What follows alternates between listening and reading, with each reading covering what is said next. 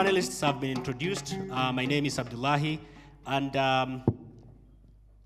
when you do such a panel, one of the prayers that you always hope for as a moderator is to have a panel that is self-sustaining.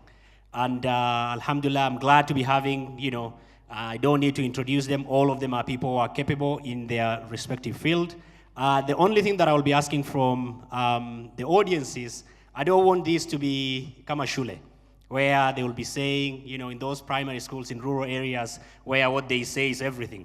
I want to also encourage participation, so be ready with your questions. I'm sure most of you have been thinking about these issues, but also as they are talking, it will be useful for us to be able to have a very engaging, a very fruitful discussion.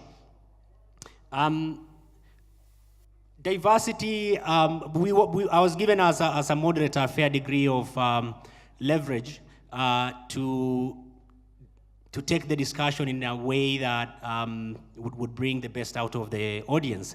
So I would want to start with my good friend, my colleague, Rashid.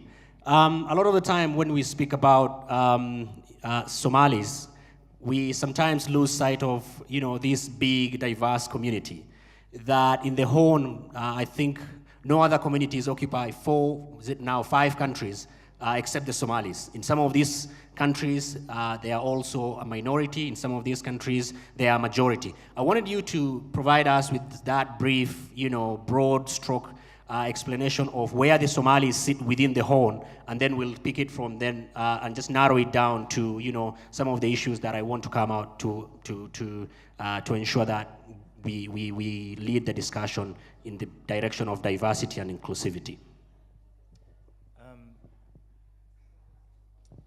Thank you very much, Mr. Moderator. First of all, let me thank the organizers of this fantastic event. I think celebrating culture is a worthwhile venture, and I will encourage the Somali nation to continue, I think, celebrating its culture. Not only because culture is important, but also because there are enemies of culture within the Somali community.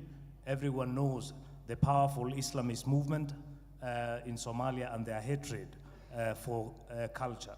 And so this is just an aside. I think going back to the question, the Somali nation is basically scattered in 5 territories or 5 nations: Ethiopia, Kenya, Somaliland, Djibouti, and also southern Somalia. So this is not a choice which the Somali nation made. It was a colonial fiat. However, I think the reality is that Somalis are at peace wherever they are, and they have learned to live in the nations where they live. They have negotiated, sometimes very painfully, a form of existence that actually, in many ways, has come to strengthen, I think, their resolve as well as their determination to continue to exist as a people who matter. And so the experience of the Somalis in Kenya, which I'm more familiar with, is quite interesting. When I was growing up as a young boy in northern Kenya, I never felt a chip in my shoulder, frankly. I knew the state conducted itself sometimes in a very authoritarian way. I knew there were crackdowns and terrible things happened in the north. But I think despite that, I am proud to say today that Somalis have found a place in Kenya, much more better than I think elsewhere in the region. That said, I think we are still a long way from becoming what we ought to become, which is the mainstream part of this country, with a say, with a voice, and also, as the theme of this week clearly states, our search for inclusion is part of that wider diversity, part of that wider Kenyan fabric. And I think if we can find an accommodation there, that will be the day I think Somalis will be happy with themselves and will be also at ease with themselves as well. Thank you, Rashid. Nanjala, a lot of the time we speak about imagination. In some of my discussions, I generally say Kenyans, the language, or probably a national therapy in this country is largely about nostalgia, because it's very good, it was amazing. We hardly want to interrogate the reality, the contemporary reality, because it's painful. And part of it is coping mechanism, part of it is us not wanting to wrestle with our reality. What role does imagination plays in ensuring, diversity and inclusivity? So a nice, easy question to start with. Okay. I think imagination, and especially our capacity to imagine a different future, is an important way of building inclusivity and diversity, because the average person has no interest in, violence, military expansion, and all of those things. The average person wants to wake up in the morning in peace, do their job, go home, provide for their family, etc., etc. But in the process of doing that, we often encounter all kinds of obstacles, whether it's, failing public services, whether it's, your country's at war with another country, you weren't asked, you weren't consulted, you weren't involved, you're just told suddenly you're at war, and that changes how you travel, it changes how you, what food is available. I was watching in Qatar now with the Gulf crisis. You wake up one morning and there's nothing on the shelf, and you're just an ordinary person, you didn't want any of that. I think the capacity to imagine a different future for ourselves, and especially for our children, is what allows us to start a program of action whereby citizens become more involved and more engaged in their societies, and become more involved and engaged in building a better future. And I think especially in Kenya, where we have so much diversity and we have so many different communities, creating space for people to cultivate their imagination is a starting point for us to start to write a national narrative, which is something that we've kind of struggled with in the last 52, 53 years. We have had a version that was imposed by the state, and we said, that doesn't sound right. And now there's kind of a vacuum, because we don't have an authoritarian state that tells us you are Kenyan because of X, Y, Z. So we need to imagine that for ourselves. And I think a starting point is to start having conversations like this. Start talking to people who have a different background from yours, who are coming from a different life experience from yours, and start to imagine a united future together. I just want to segue that and bring Madam Professor in. A lot of the time, whenever we speak of Somalis, if we are not speaking of them in hyphenated version, Kenyan Somalis, or if we are not speaking about them as people on the margins. Now, a lot of the time I feel than before, I feel that the Somalis are actually part of the mainstream. You go to Luthuli Avenue, when I came to this town, Luthuli Avenue was largely, Asian with electronic stuff. Now you see Luthuli Avenue largely on both sides. You see plenty of Somali business owners. You go to Lavington and you see, what has been the process? How can these be enhanced for the Somalis to begin seeing themselves as the mainstream, beyond the politics of, representation, where it's largely token, the majority speaker is from there, the IBC boss is from there, in terms of actual substantive way where a common man will feel that Somalis are mainstream? And my name is Anab Mohammed. Point of correction, I'm not Anab Adan, I'm Anab Mohammed from USIU. It's true that Somalis are one of the African people who don't recognize borders at all. I know there's a lot of hardship that was faced by the Somali. Initially, this was brought, especially the Kenyan Somalis, this was brought by the issue of wanting to secede after the colonial era. But that brought a lot of war and problems between the government and the people from northern frontier. But later on, I think this is the best time that we feel we are included in the government and in socio-economic process. This is the best time. There's a lot of laws and acts that are created that is enhancing and bringing inclusivity in the country. Boniface, I put you last with specific purpose to really rouse up. If I look around, I see a fairly young audience. I want to I want you to speak to the question of, the role of art, the role of music, and specifically within the social media platform, because there are many, Twitter followers, Facebook followers, largely young audience that I follow and curate and learn a great deal of, and some of them are in this house, and you know yourselves. Boniface, can you speak to that group on, the role of, mainstream media, the role of art, the role of music, as far as diversity and inclusion and lack thereof is concerned? Hello, everyone. So while I was sitting there, I was actually enjoying the music on stage, and I was like, that's very beautiful. And we need to have that on our National Day celebrations. I think what you do, if you want to molest and harass a people, you take away their identity, their culture, their music, their poetry. If you're a dictator and you take over a country, you go and close the theater and ensure they don't read. And I think most Kenyans have never interacted with Somali cultural identity. Somali is the land of poets. But when I think about, there are not so many Somali poets that I know of. I know if you think about hip hop in this country, I think what comes to mind is Canaan. And if you want to become, the moment you are dehumanized by the state, then they can do anything to you. I grew up in Isili, Jam Street Fries, that was my hood when I was a young boy. I went to Pangani Primary School. And when I was young, I could see every single day Somalis being rounded up and taken to the police station. Every single day. Till to date, it still happens. And we were told they were all illegals, which was not true. And that speaks to the idea that if the 44 other tribes of this country don't interact and understand who Somali are as a people, that they straddle 5 countries, that they have an identity, that they're unique and all other things, when Kasarani happens, when an entire community is rounded up and called terrorists, people will agree to that. But how do you reclaim that space?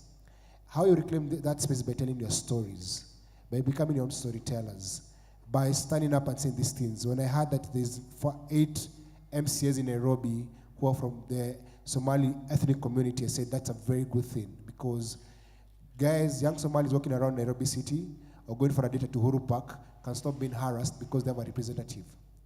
And so what can we do as young people occupying social media is coming up with our own, like the Somali Heritage Week hashtag, coming up with our own hashtag telling our stories. The same way the people of Modamaki or Nazarites are going to have their own hashtag, you need to have your own hashtag telling your stories. And remember this, we're living in a generation of 140 characters. If you can't tell me a story in 140 words, or in one photo, or in an Instagram story, or in this thing, the other thing, Snapchat. Don't show your age, Bonnie. Then, let me not betray my age. If you can't tell me a story that get me in that short span of time, I will not identify you. And I want to tell you something about the young Somalis in the audience today. So the Wagala massacre happened in the 80s, and a lot of brutalities that actually happened. What the elders in the Somali community did that has actually helped the country today, they said take the kids to school. That's what they did. That's why you have Duale, Abdullahi, Ahmed Nasir, you have Abdi Kadir, you have all these, Adan Mohammed, you have all these people because they took a deliberate move to take the kids to school and to ensure that they're competing in this place. But when they got there, they're not fighting for us. You understand that? They're not doing that. They're actually fighting for their stomachs. They've betrayed what the elders did. Now, what you guys can be able to do, because my inbox is full every other day, that for a Somali Kenyan to get a passport is a problem. To get an ID, it's a problem. To join campus, it's a problem because you've already been profiled. You need to tell your stories and reclaim your place in the society. Duale won't do it for you. Adan Mohammed won't do it for you. Amina won't do it. You have to do it. Tell your stories. Sing your poetry. Fight for that space. Because power doesn't concede and doesn't just give it easily. That space that they have occupied, you have to fight for it. You have to rewrite the narrative. Most terrorists in this country are not Somalis. They're converts from their Luyas, Kikuyus, Luos who have converted. But if you ask anyone who is Al-Shabaab, they tell you it's a Somali, but it's not. The people fighting Al-Shabaab, the people fighting, I was in Mogadishu, the people who are in Al-Shabaab ranks today are foreign fighters. They're not Somalis, they're foreign fighters. And those are the narratives that you guys have to tell. You have to tell that story and tell it and tell it and tell it. Because if you don't tell your own story, someone is going to tell it and tell it in their own way, and you become a victim. So stop being victims. Thank you, Boniface. That takes us to my next question to Rashid. There is a tendency, I mean, and it's not limited to Somalis, by the people from northern Kenya to represent themselves as if they are agencyless, as if they are marginalized. Marginalized as they are, we cannot run away from that. I mean, it's been intergenerational. But what I want you to speak about is the role of devolution in trying to address some of these issues and tie that to the question of accountability that Boniface has thrown the gauntlet to the younger people, but also broadly to the Somali communities. I mean, we are hearing that, yes, there has been a devolution, but there has been devolution of also all the ills of the national government. How can that be addressed? Because one of the things that, deny people diversity is inclusivity as well, at the local level, at the micro level where these things are also happening. I think the first point to remember is that the campaign for a devolved system of government or decentralization was actually led from the periphery. It wasn't actually considered by the center. This was a campaign that was led by people in northern Kenya, people in parts of the Rift Valley, but also the Kenyan coast. This was a peripheral demand, which was later, which the center had to concede. Now, the fact that Kenya is now a devolved system of government, I think, is a major, major step forward.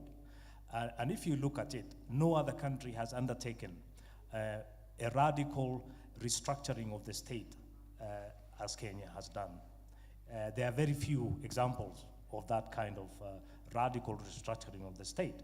And with that comes definitely a lot of challenge. And we are beginning to see some of the challenges because the devolution was not actually part of a democratization process. It was largely a concession of power, basically granting of power, extra powers to the regions as well as resources. I think there's no doubt that there is a huge civic pride in the fact that we now have a devolved government. We now have a governor whom we can basically elect or remove from office. And so if you go to the counties of Wajir, Mandera, and Garissa, and you talk to ordinary people, you will find that every person you talk to is very happy with the fact that Somalis for the first time have an accountable government. And also, the other point is that you also have huge resources going to these counties. Just to give you an example, Wajir County itself annually receives something like 7 billion Kenya shillings. And that's a huge amount of money. In the last 3 years, more money has been disbursed by the central government to northern counties than in the last 53 years. And that should tell you a lot, combined. So it is massive amount of money which is going to the regions. And this is why young people who are here matter, because this money ought to be used for your interest and for the interest of your grandchildren. If it is not going to the right places, then you need to demand where it is going. And so I want to see young people in northern Kenya actually actively, provide oversight and also demand where this money, because it is actually a constitutional, it is there in the constitution that a budget cannot be passed without the input of the people. I have seen in places like Wajir, young people forming themselves into groups actually demanding accountability. And that, is quite progressive and is something that should continue. I think just from what I'm saying, you clearly know that corruption is a huge problem. Garissa, we know, was badly mismanaged. We have a new county governor. We don't know how he will perform. But I think Garissa was one of the most mismanaged counties in northern Kenya. But, devolution doesn't cure all the evils. You still have a security state which actually operates in northern Kenya sometimes without a lot of coordination with the local governments. And we have seen actually that cause a lot of anxieties. It inflames public opinion and also sometimes turns even good-natured people against the state. And so, you know, there are many issues, I think, which the state ought to think about. It isn't just simply devolution will appease or assuage all the historical injustices and you know, problems we had in the past. But I recognize that it is a major, I think, revolutionary step forward, if it works. Thank you so much, Rashid. I'm sure we'll come back to, there are quite a few issues that we need to unpack in that part that I would want to come back to. Nanjala, I mean, even if there is marginalization, not everybody faces marginalization the same way. Here, I'm speaking about, you know, mothers and women. Even if you speak about, you know, the strong security-centered state that Rashid has mentioned, if it's schools and many others, women experience this completely differently. Would you mind speaking about, you know, the role of women and the kind of troubles that they go through? And of course, I mean, like, I'm trying to steer this direction in the way of solution. I'm not looking for hashtag team solution, but I want us to start thinking, how can it be done better? Okay. I feel a little bit uncomfortable speaking on behalf of Somali women when there are so many Somali women in the room. And I just want to take a moment to acknowledge that and decenter myself from this conversation. It's not my job to speak on your behalf. What I'm going to be saying is almost a summary of the information that's out there. And it actually has to do with why we started the Somali Heritage Week in the first place. 2015, who remembers the hashtag Justice for Khadija? The woman who was stabbed in the head and the knife and all of that. That's actually one of the reasons why we started the Somali Heritage Week. Because once that happened, we started to look for support for this woman with another activist, Wanjirin Deru, and we were looking for a shelter or something. And we found that most of the women's shelters in Kenya are underfunded, and they do not do any work in the Northeast. So it was a question of how do we get this woman to Nairobi and get help? And then there started a process of research. And according to the National Bureau of Statistics, women in the Northeast, what used to be Northeastern Province, have the worst socioeconomic outcomes of women in any region in the country, which is saying a lot because Kenya performs poorly generally. We have the highest rates of domestic violence in Kenya are in the Northeast. The lowest rates of women education are in the Northeast. The lowest rates of access for women healthcare, basic healthcare, highest rates of maternal mortality are in the Northeast. This process of economic and political marginalization of the northern counties hits women particularly hard, and women in pastoralist communities particularly hard, because it's difficult to get basic support for, you know, childbirth, you know, that a woman can deliver. We say children are our future, we love them, we protect them, but giving birth is one of the most dangerous things a woman in Kenya can do, and more so in the Northeast. And so we've seen, again, to take back to devolution, with the creation of these women's representative positions or women member of parliament positions, and that's supposed to bring more women to the table. I'm so proud of Ijara, first elected woman from the Northeast. I'm so happy because, again, that was another statistic, and the only other region that is struggling in the same regard is my own. We also don't have a lot of women running for office in Western Kenya. So just to say that marginalization hits women particularly hard, whereby patriarchy creates an extra obstacle. And to pick up on something Bonnie said about identity cards, some of the most intelligent, driven, passionate people, young people that I've encountered in Kenya in the last 5 years are young Somali ethnic. I worked with NEPKUSA, the Northeastern Province Students Association of Kenyatta University. Brilliant young people. And then we had a great conference, and then in the end they were like, oh, I can't apply for a bank account. I can't get an internship because I can't apply for a bank account because I don't have an ID.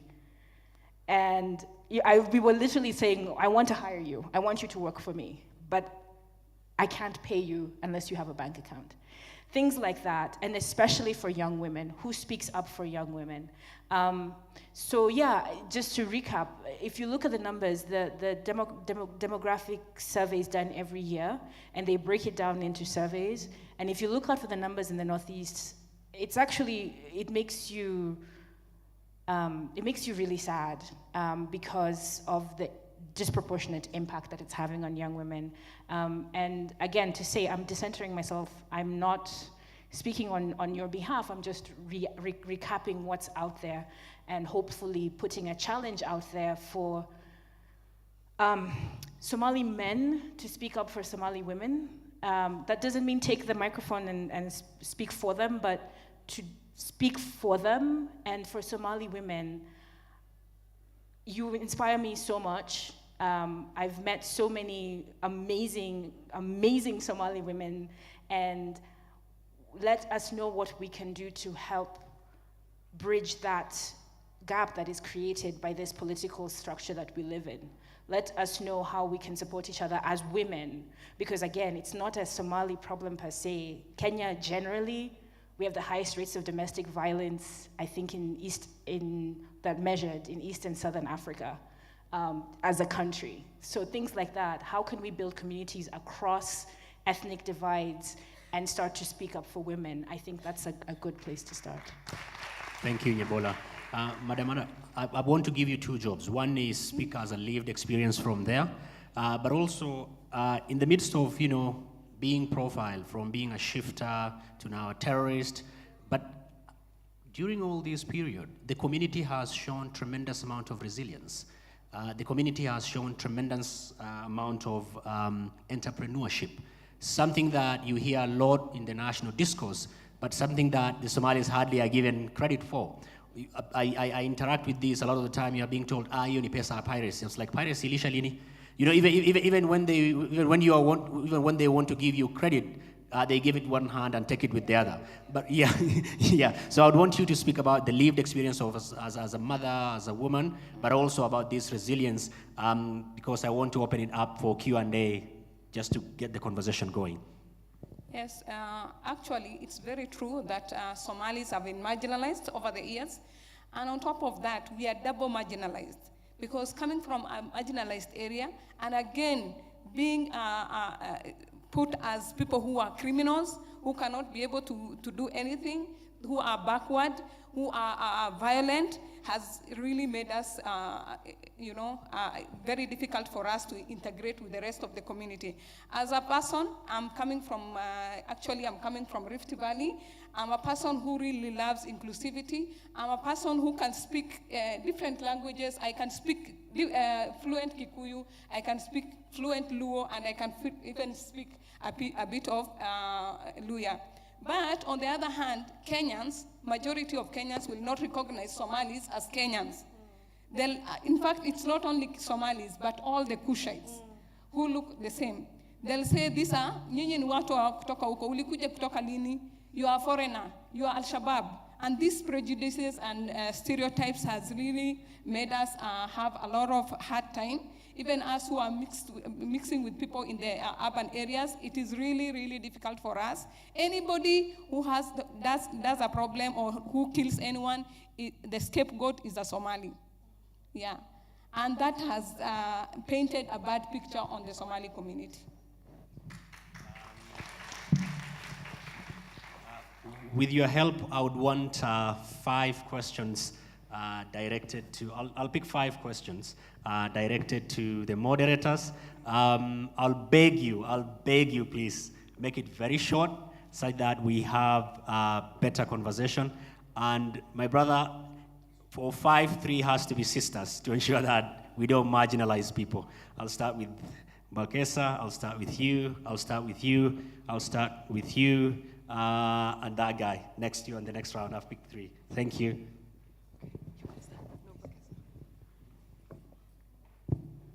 Assalamu alaikum. Good morning, everyone. My name is Balkesa Abdi. And I have a comment and a question at the same time. First of all, I would like to tell my fellow youth, young women and men in this room, that we are the most blessed community. And at the same time, we are the community that feel like we are left out in many ways. Because, first of all, how are we amongst ourselves? We are enemies amongst ourselves when it comes to the Somali community, because the Somali community itself is an umbrella of other communities amongst it.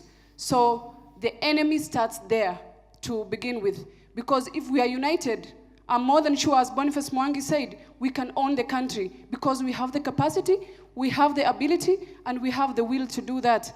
But now our main enemy is ethnic division amongst ourselves. And when I talk about a woman, I'm very passionate about women. When I talk about women, yes, there's that aspect of religion that guides us. I am a very proud Muslim Somali woman, but then again, that doesn't end there. I have the choice, I have the ability, I have the capacity to take this forward as a young Somali woman. Because look at this panel, we have gender balance, we have inclusivity, we have Boniface and Nanjala talking about Somali affairs. Are we not blessed? We are. So it's the role of our Jama Cultural Center and other partners to create such a platform. But then it's our responsibility as Somali community to own the space.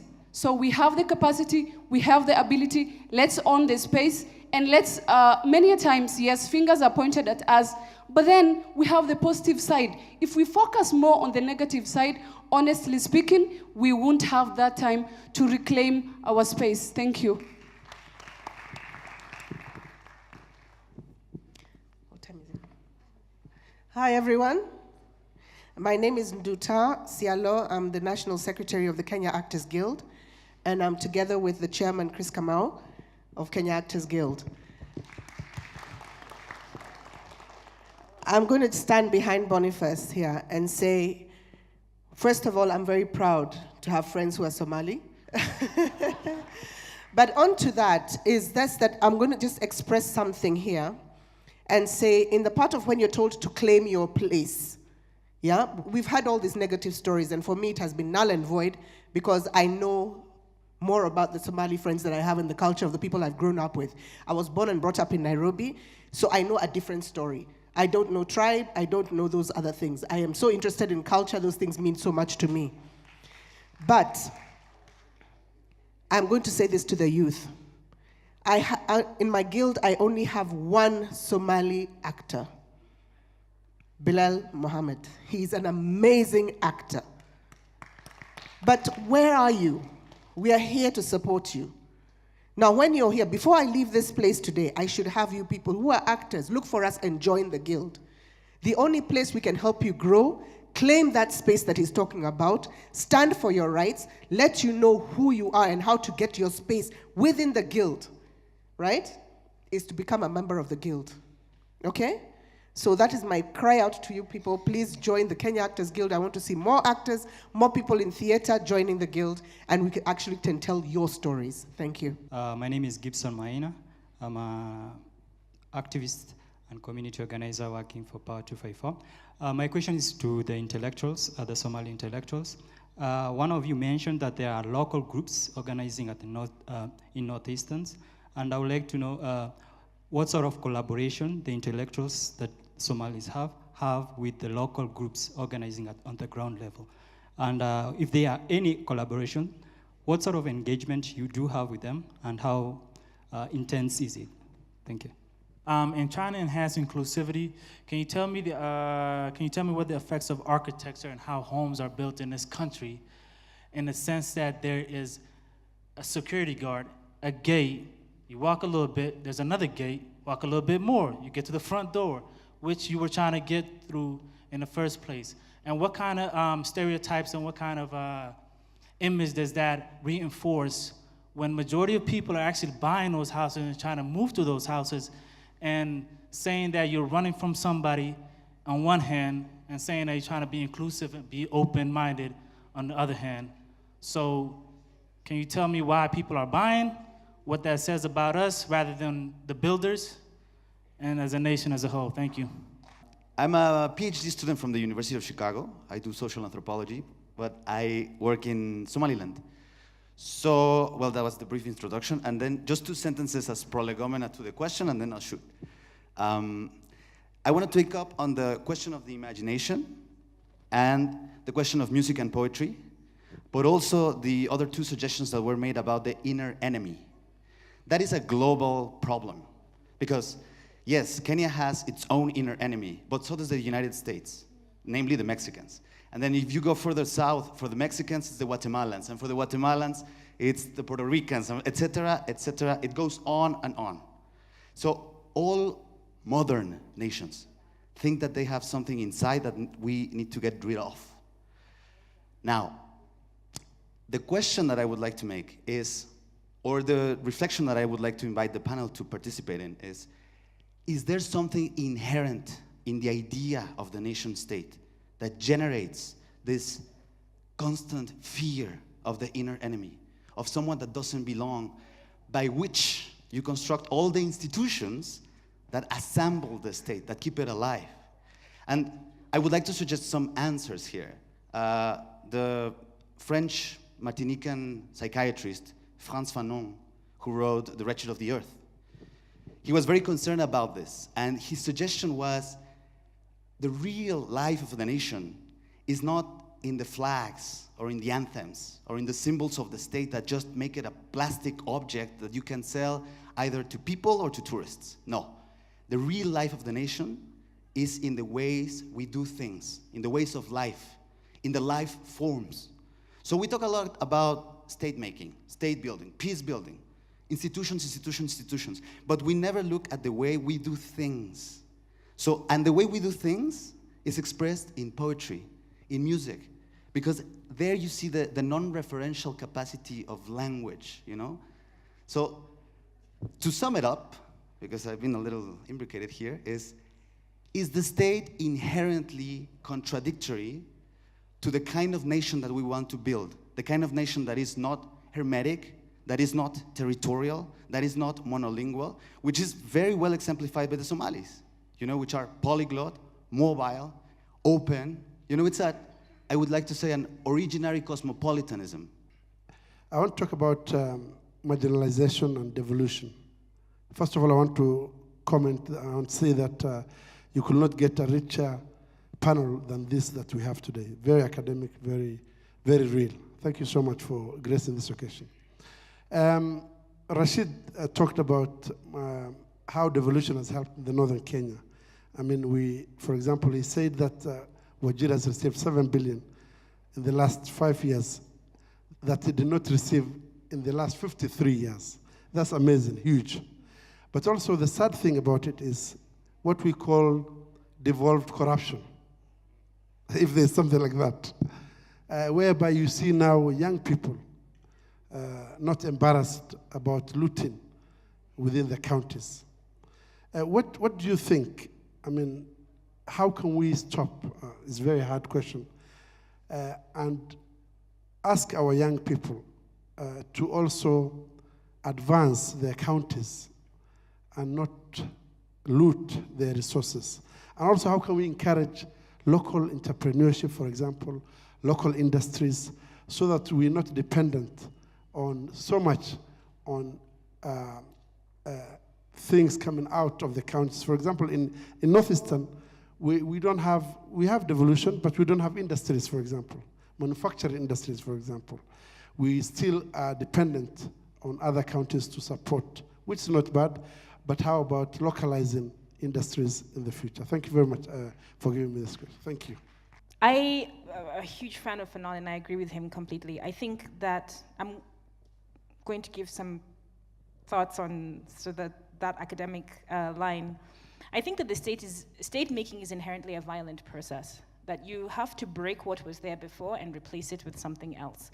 And the thing that is usually broken first, in my view, is smaller identities. And I think it's a paranoia of state making that says that difference cannot coexist, which is a complete fallacy.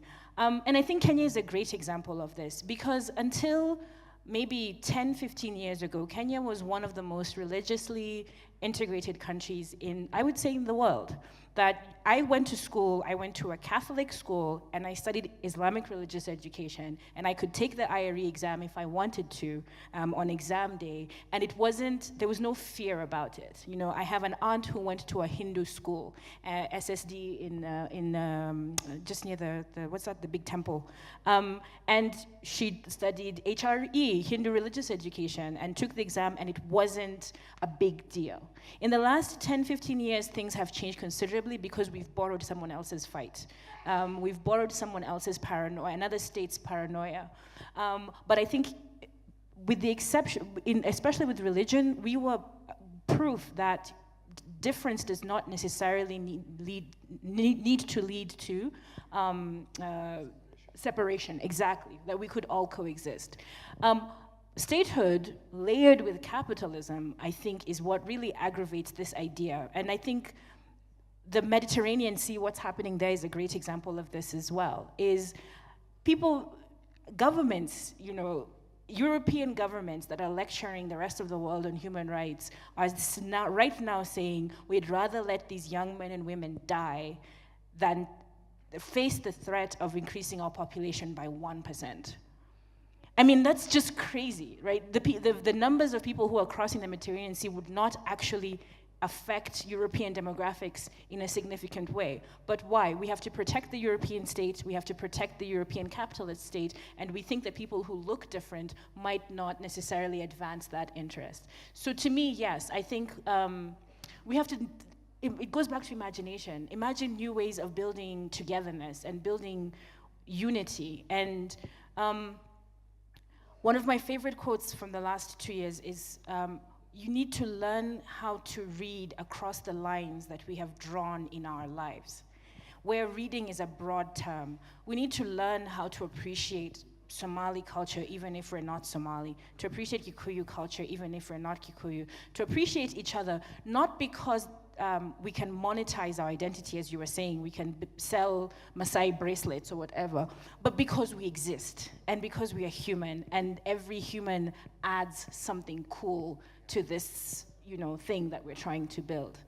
And I wanted to also respond a little bit to the point about what can we do about entrepreneurship and manufacturing, whatever. The first thing I would say is, please protect Garissa University. Please protect Garissa University. Please protect Garissa University. I cannot say this enough. The university is the site where most people get their political, social, economic, whatever awakening. That space that has been granted, that has been created, not granted because it's your space, that has been created in Garissa can be the focal point for innovation, for creativity, for imagination, for a new way of telling stories from the Northeast that is not dependent on interpretation from Nairobi. Please protect Garissa University. I cannot say it enough. Give public lectures there. Go and take back knowledge and training and all of that stuff. It is such an amazing space. Please defend it. And the second thing I would say is, this plastics ban is such a good opportunity for the Northeast. This is a tangent, because Somali weaving, the baskets that Somali women are making, can you all please cash in on that and start selling us Somali baskets?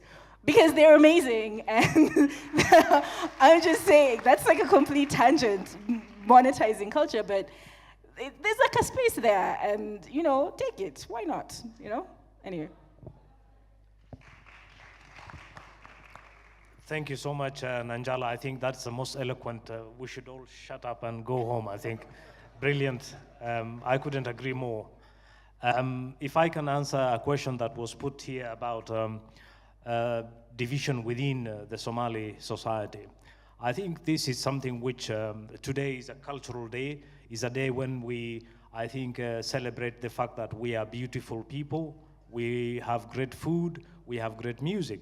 But also, I think, in all honesty, we ought to acknowledge that also we suffer from the same, I think, you know, problems that also, you know, bedevil other societies. We also have schisms within our you know, our community. We also have A lot of the rubbish beliefs about nobility and about inferior people, and these things, I think, cause tremendous problems within our society.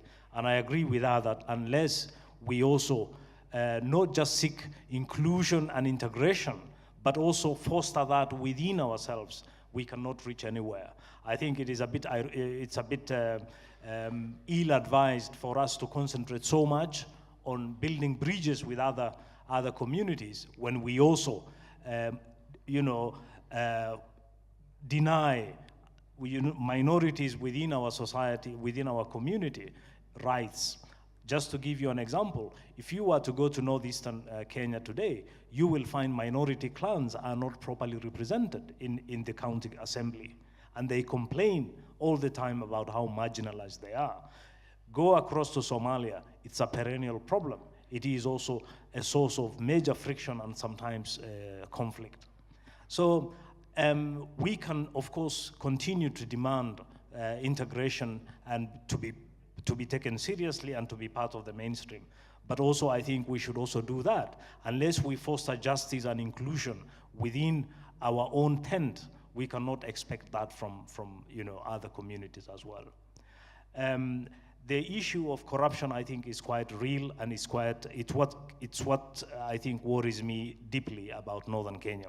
First of all, because I don't think you have a very educated bureaucracy. So you don't have actually even means of keeping track of how money is spent. You also do not have, I think, that culture of probity, because in the past, money was actually handed out by the DCs and the PCs. There was no process actually of disbursing money from the center. Everything was done through the provincial administration. And we know, provincial administration was part of the crisis in Kenya for many years. And it was actually the way in which the provincial administration operated in the marginalized counties was actually radically different from the way it operated elsewhere. It was much more predatory. It was much more arrogant, the way it operated in northern Kenya. And I fear that, if you do not have a very vigilant civil society, if you do not have a very vigilant people who actually, also mobilize, you will have trouble. I was impressed when I went to Wajir. I did a bit of field work on the devolution there, and I was impressed by the fact that you had roads being tarmacked, you had lights being put, solar lights being, erected. So I wanted, and I had complaints from, they have a very noisy civil society in Garissa, in Wajir, which is a very healthy thing. So the young girl came up to me and said, we have devised a system in which we can alert the governor to any misappropriation of money privately to him. And I thought that was a brilliant idea. And this was an initiative that was by young people in Wajir. If they see financial malpractice, they alert the governor immediately. Of course, that assumes that the governor then will take action. But just to tell you that there is a huge, I think, ferment, that people are not just victims. They are trying to do something about their condition.